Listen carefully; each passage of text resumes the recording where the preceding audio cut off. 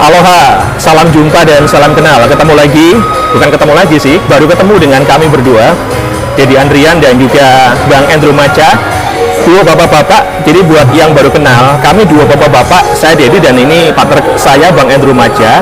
Kami sudah setahun ini ada di Spotify ceritanya di akun DNA Bola sama di akun IPL, emang paling liga. Karena netizen Wakanda ini ingin melihat kami seperti apa modelannya, maka kami putuskan di pertengahan Mei ini kami meluncurkan akun YouTube Open BO, Open Bola, diskusi tentang bola. Namanya saja Open Bola, maka tiap serinya kami akan bicara tentang bola. Impian kami sebetulnya kami ini ingin ngebahas bola dari 5 benua supaya lengkap, karena juga nggak ada yang bahas biar kami saja yang bahas. Dan edisi kali ini kayaknya belum ke 5 benua, fokusnya ke Eropa dulu. Seperti yang udah kita ketahui, di beberapa liga-liga Eropa sudah mulai ada yang panas dingin, tapi juga ada yang sudah pesta pora. Kita ke Serie A dulu. Bang Andrew Maca pasti tahu ya, Napoli akhirnya merayakan euforia setelah hampir 3 dekade lebih ya. Mereka nggak juara. Dulu terakhir juara ketika eranya Maradona, akhir 80-an. Ada cerita nggak tentang Napoli juara atau pengalaman yang tidak terlupakan? Ya, Napoli ini unik ya. Jadi untuk Napoli ini setelah 3 dekade menunggu, akhirnya mereka juara lagi. Jadi 86, 90, terus baru 2023 ini. Yang menarik, Napoli juara ini justru setelah menjual beberapa atau ditinggalkan beberapa pemain utamanya ya. Misalnya Dries Mertens, kemudian Kalidou Koulibaly. Itu setelah mereka keluar, kok malah justru juara gitu loh. Bahkan ada rumor kalau Koulibaly ini menyesal pindah dari Chelsea. Itu. Jadi itu yang unik Napoli ini. Ya, Koulibaly ini nyesel, tapi nyeselnya nggak seberapa Bang, karena bayarannya Pak Guru lebih gede daripada di Napoli. Jelas itu. Ya, logat kami Jawa Timur ya, karena kami memang dari Sidoarjo aslinya. Ya, ini suasananya lagi rame, ada suara dangdutan di belakang kami, maklum di warkop. Ini kan bapak-bapak hobinya kan suka ke warkop, warkop nyaman di daerah mana ini ya? Pagerwojo Sidoarjo. Napoli juara setelah menjual beberapa pemain. Bahkan kalau dibilang ya Bang Andrew ya, Napoli ini sering loh menjual pemain bintang. Dulu juga pernah menjual Gonzalo Higuain, juga tidak tanggung-tanggung. Terus juga pernah menjual, ya terakhir ada nama ini ya, Koulibaly, terus ya ada banyak lah yang dijual intinya. Tapi baru kali ini mereka juara. Ada sebuah perumpamaan yang sering kali kita dengar Bang Andrew ya, kalau ada klub juara itu katanya klub lawan sedang turun. Nah, kalau kita lihat AC Milan, Inter Milan, Juventus itu mereka memang lagi turun di liga, tapi tidak di Liga Eropa. Kalau versi Bang Andrew apakah juga sama nih dengan perumpamaan bahwa Napoli juara karena tim lawan sedang lagi turun-turunnya di Liga Serie A? Ya, kalau faktor tim lawan lagi turun ada perannya. Jadi untuk AC Milan kebetulan juga performanya nggak stabil, Inter Milan juga, tapi lucunya di Liga Champions mereka sampai semifinal. Nah ini Juventus kena skandal lagi, sempat dikurangi 15 poin, sekarang dikembalikan lagi poinnya. Nah, ini yang membuat Serie A ini seolah-olah ditakdirkan untuk Napoli musim ini. Iya. Jadi kalau aku ya nggak tahu kalau Bang Andrew ya, kalau aku lihatnya Napoli ini juara bukan karena faktor tim lain lagi turun. Tim lain lagi turun di Liga saja, tapi terbukti di Eropa, di Conference League masih ada Fiorentina, di Europa League masih ada Juventus sama AS Roma ya. Di Champions League malah masih ada 2 Milan. Waktu pertandingan kemarin di leg pertama Inter yang menang 2-0. Jadi kalau kita lihat Bang Andrew ya, berarti Napoli juara karena memang kerja keras mereka dan juga karena performa mereka ini ya. Tapi kalau lihat ya, kita bicara musim depan, kira-kira Bang Andrew yakin Napoli bisa mempertahankan prestasi seperti sekarang? Kalau musim depan asalkan pemainnya nggak dicomoti sama tim lain, saya pikir mereka masih bisa ini ya, unjuk gigi di Serie A. Apalagi ketergantungan sama Victor Osimhen sama Kvaratskhelia itu luar biasa. Ketika salah satu dari kedua orang ini absen, itu masalah besar buat Napoli. Iya. Pilih mana nih? Napoli kembali juara musim depan, atau Napoli nggak juara tapi Osimhen ke MU? Kalau saya pilih Osimhen ke MU ya. Ya jangankan ke MU, kalau bisa juga ke Arsenal gitu loh. Oh, boleh juga itu. Malah kalau bisa Qatar beli Arsenal nggak jadi beli MU kan, takdirnya sama Radcliffe. Katanya gitu, kabar terakhir Ya. gitu. Ya kita lihat aja BO Mania, ya, kita sama BO Mania saja ya, karena kita kan open BO, open bola, diskusi tentang bola. Kita lihat prestasi Napoli seperti apa. Moga-moga fansnya hanya all crack. Karena Bang Andrew, kalau kita ngomong jujur ya, zamanku SMP, waduh, zamanku SMP tahun 90-an, itu sudah ada fans Napoli. Cuman karena klubnya nggak juara, ya bapak-bapak semua sekarang kayak kita, dulu bapak-bapak. Ya moga-moga saja Napoli juara ini memunculkan para fans biasanya yang masih muda-muda. Ya. Supaya tahu kalau mereka dulu pernah punya Maradona, pernah punya Careka gitu ya, pernah juga punya macam-macam lah, kita sampai ya bukannya nggak inget ya, Ya banyak gitu loh, saking banyaknya gitu loh.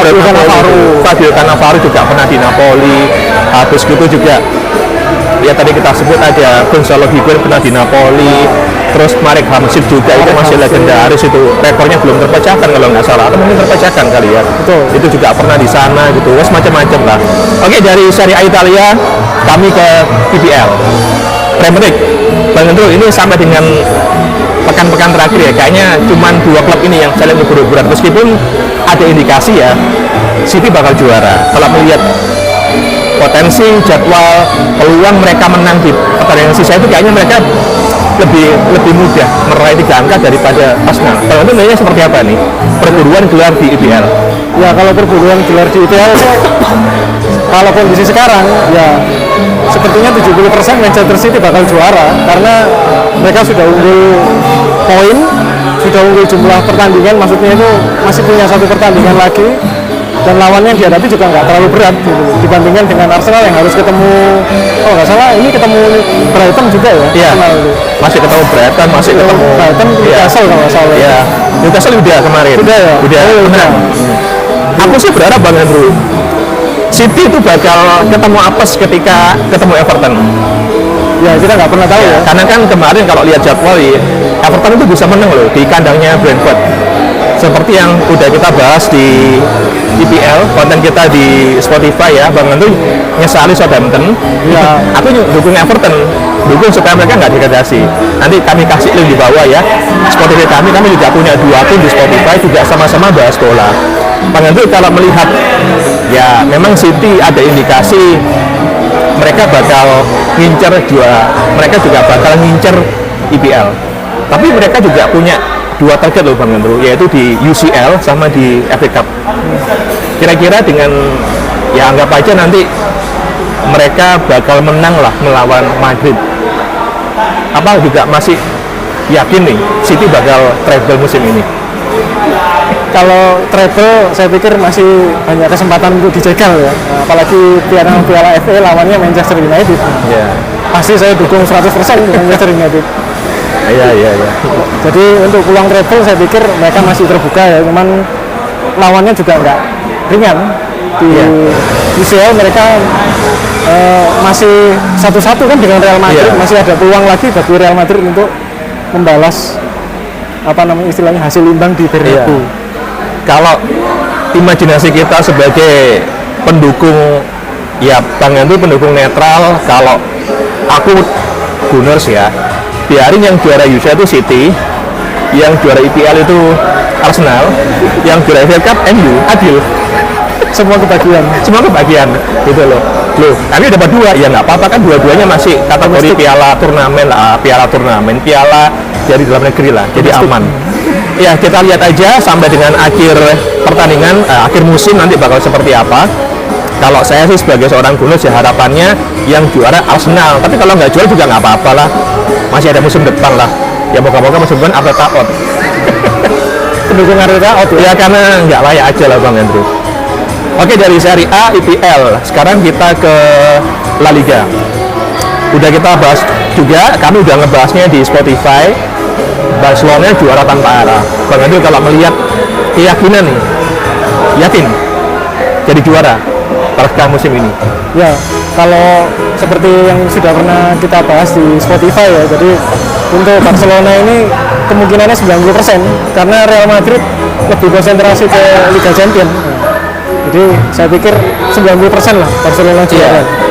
Itu kalau dari hitung-hitungannya nggak tahu minggu ini lawannya siapa gitu. Kalau nanti di pertandingan tanggal, ya mungkin kalau nanti kita lihat waktu kita upload video ini di pertengahan Mei, kayaknya mereka udah pesta pora juara. Karena kalau mereka menang di pertandingan yang main di tanggal 12-13 Mei ini, mereka bakal juara kalau bisa di 3 angka. Ya nggak aja Barca juara. Yang menjadi pertanyaan kan gini Bang, ya kalau Barca juara ini kira-kira skuadnya bakal dirombak total buat musim depan atau masih ada yang bertahan nih, melihat musim ini kayaknya nggak banget deh mainnya Xavi itu. Ya, saya pikir pasti ada perombakan ya di sektor manapun di Barcelona. Terakhir kan Sergio Busquets akhirnya keluar. Kita nanti lihat siapa lagi yang akan keluar. Gosipnya sih Rafinha, kemudian Ansu Fati itu akan keluar juga. Jadi saya pikir pasti ada keluar masuk pemain cukup banyak ini nanti di Barcelona. Entah nanti apalagi yang ditarik tuasnya. Iya. Karena duitnya banyak. Seperti yang pernah kita ibaratkan ya.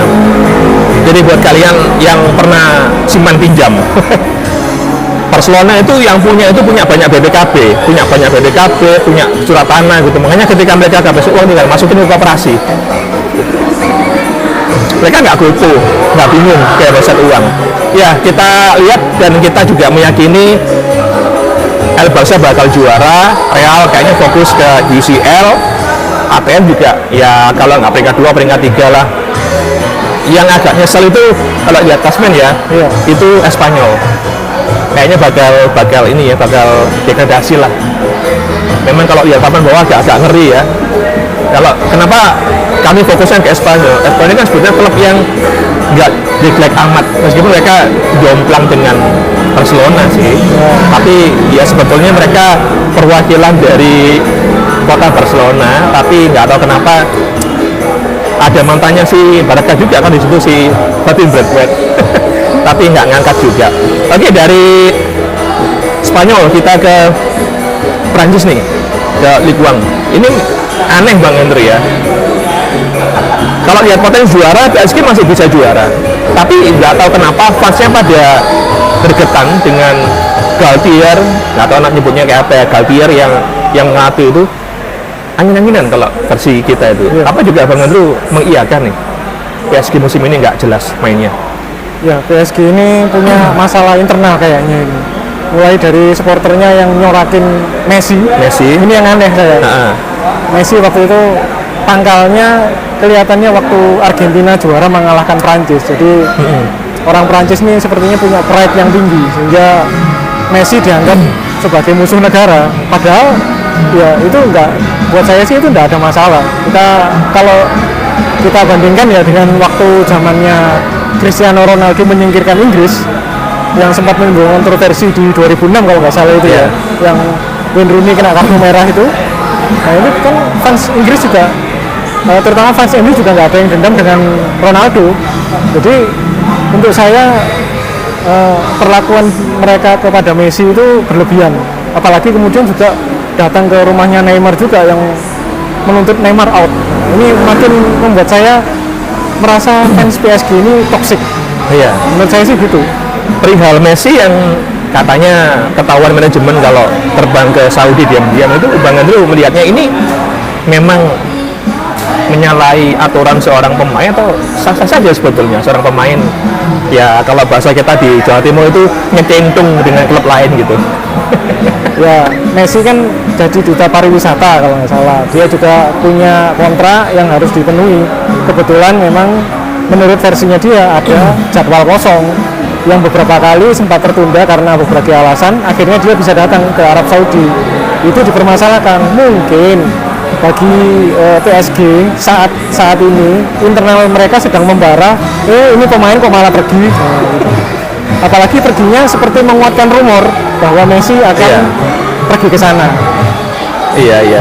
Ya memang kalau kita lihat bareng-bareng ya Bang Andrew ya, sebetulnya di bawah Galtier ini PSG itu masih punya kan suara. Tapi kalau kita lihat persaingan mereka di Ligue 1 itu andai kata PSG ini nggak dimiliki sama orang dari Qatar ya, itu bakal sengit karena sebetulnya poinnya antara PSG sama Marseille sama Lens itu nggak jauh-jauh amat. Jadi sebetulnya ini yang menjadi perjalanan Ligue 1 dulu sebelum ada Qatar ini. Dulu kan kita pernah bahas juga di akun Spotify kita kalau sebenarnya 3 Prancis ini itu sengit karena yang juara bisa gonta-ganti. Ketika dulu Lyon udah pecah telur nggak bisa juara lagi, itu bersaing kan, Marseille juara, terus juga sempat ada klubnya Giroud itu apa, Montpellier ya, ada Montpellier bisa juara, ada Bordeaux juga bisa juara, ada Lille juga bisa juara. Itu gantian, seru sebetulnya. Begitu PSG dibeli sama Qatar, balik jadi Liga Panitia. Ya, kami bukan Liga Petani sebetulnya, tapi Liga Panitia, yang main panitia terus. Ya kita lihat aja. Kita di Prancis dulu nih Bang, sebelum kita ke Liga Jerman. Galtier bakal stay atau out kalau versi Bang Andrew? Ya ini kita lihat nanti di akhir musim, tergantung. Kalau dia bisa juara mungkin ada kemungkinan dipertahankan, tapi kalau tidak bisa juara pasti dia di out. Iya. Atau kalau memang internalnya memburuk, saya pikir Galtier pasti ditendang. Ya kemarin ada gosip soalnya Galtier out, Arteta in, tak dukung. Malah seneng ya? Malah seneng gitu loh. Karena kalau sampai, ya ini gosip di Daily Mail, sobat BO ya, atau BO Mania lagi ngincer nih, kalau sampai nanti Arteta ini nggak jelas, ya konon katanya mau ditarik ke PSG, tapi ya lihat aja. Oke, kita ke Liga Jerman. Hampir sama seperti Liga Prancis, agak-agak tumben. Kalau di Prancis itu sengit persaingan poinnya, di Liga Jerman itu tumben-tumbenan ini ya. Bayern sama Dortmund, cuma 1 poin selisihnya, dan itu mereka terus berubah tiap minggu. Dortmund begitu lengah seri disalip sama Munchen. Munchen lengah disalip sama Dortmund. Bang Andrew mengamati persaingan tercipta lagi setelah sekian lama. Bayern Munchen mendominasi.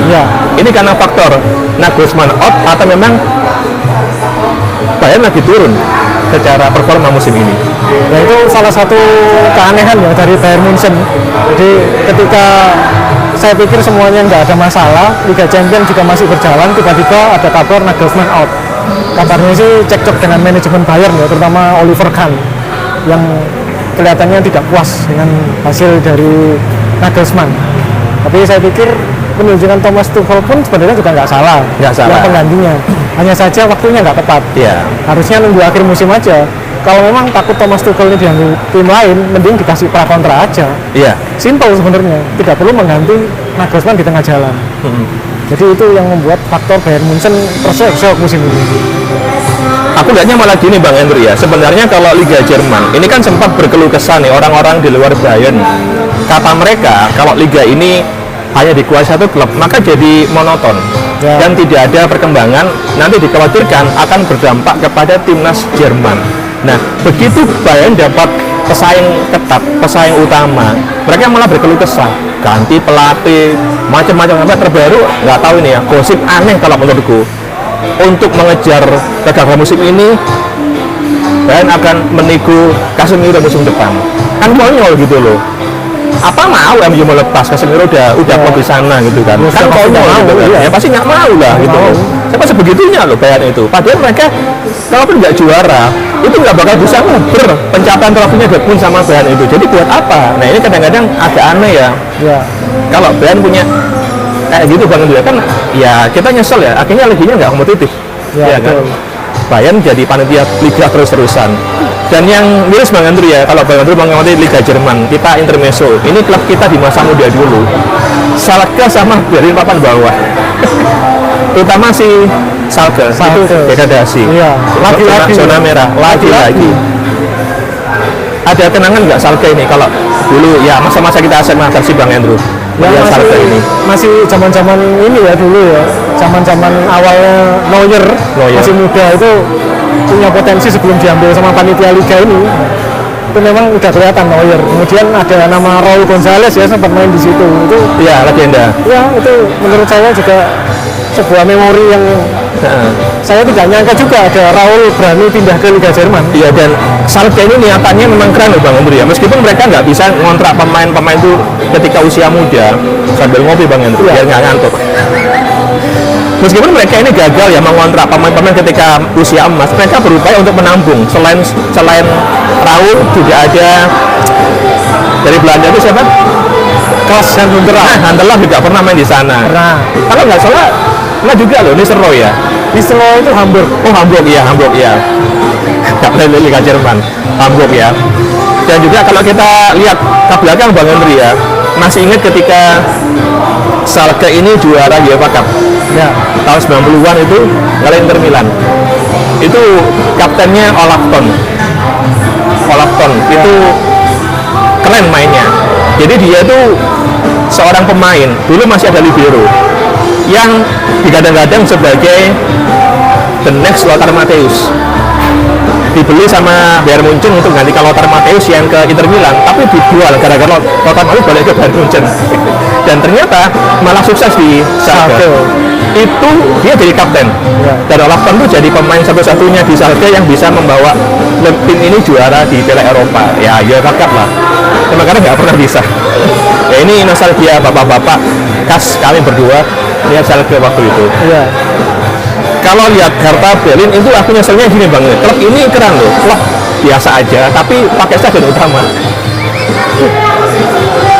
Jadi kalau main itu selalu penuh. Tapi ya sayangnya ya sekarang, tapi agak mendingan poinnya. Tapi tentu zona merah lah. Peringkat ke berapa? 18, 17, 16, 15 masih zona merah. Oke, kalau kita lihat ini Bang Hendro ya, kita masuk di bagian terakhir PO edisi perdana ini diskusi tentang bola. Musim ini kan udah mulai terjadi persaingan sengit di Bundesliga. Musim depan kembali lagi Liga Panitia atau tetap ada persaingan sengit antara Bayern Dortmund sama klub-klub lain di Bundesliga Jerman? Ya kalau harapan pribadi saya sih Liga Jerman musim depan harusnya lebih kompetitif lagi, jadi nggak Liga Panitia, jadi tetap seru seperti sekarang sebenarnya bagus. Jadi Bayern nggak terlalu jauh memimpin juga. Ya. Tapi ya kita lihat nanti kalau Jude Bellingham jadi diambil Real Madrid, beneran diambil. Iya. Ya ini penggantinya agak berat. Iya. Karena gosipnya memang udah santer ya, si Bellingham bakal ke Madrid. Gosipnya begitu. Gajinya udah. Kemarin kami sempat dengar ya, Dortmund itu nawari gaji 250.000 pounds per pekan. Madrid itu berani 400.000 pound per pekan. Ya kayaknya boleh ke Madrid lah. Ya pasti.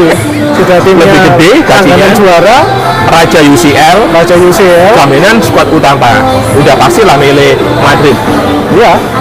Dan kayaknya Bellingham ini juga ambisi Bang Hendro. Ambisi bakal lanjutin terahnya pemain Inggris yang sukses di Real Madrid. Ya. Dulu pernah ada Laurie Cunningham, pernah ada David Beckham, pernah ada juga ya sebetulnya dia sayang pindah duluan ya, Michael Owen, tapi sayang ya. Oh sebelumnya juga ada yang sukses. Maka Steve McManaman gratis dari Liverpool malah sukses di Madrid, itu nggak ada yang tahu. Jadi kalau orang ngomong loh siapa itu Maka, ya itu legenda Liverpool yang malah sukses di Bernabeu waktu itu. Ya.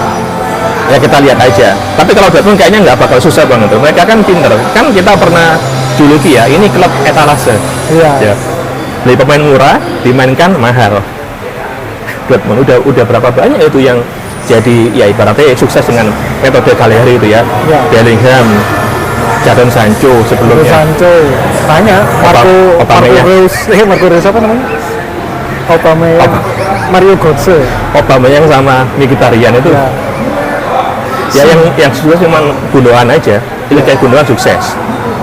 Lainnya ya bobok bawang. Oke, sobat Open BO, untuk edisi perdana kami sekian dulu ya. Ikuti terus konten kami di Open BO, diskusi tentang bola. Kami upload ya sebetulnya kami upayakan seminggu lah. Karena ini kan dua bapak-bapak, jadi ada kalanya nanti Bang Anto juga bakal mengisi, bakal tidak. Tapi kalau beliau nggak bisa mengisi, nggak usah khawatir, saya tampil sendirian. Tapi jangan lupa, kami akan rutin dan juga dengarkan channel kami yang lain di Spotify. Linknya ada di deskripsi. Sekian dulu edisi perdana. Saya Dedi Andrian ngucapin sampai jumpa di episode berikutnya. Salam Open BO.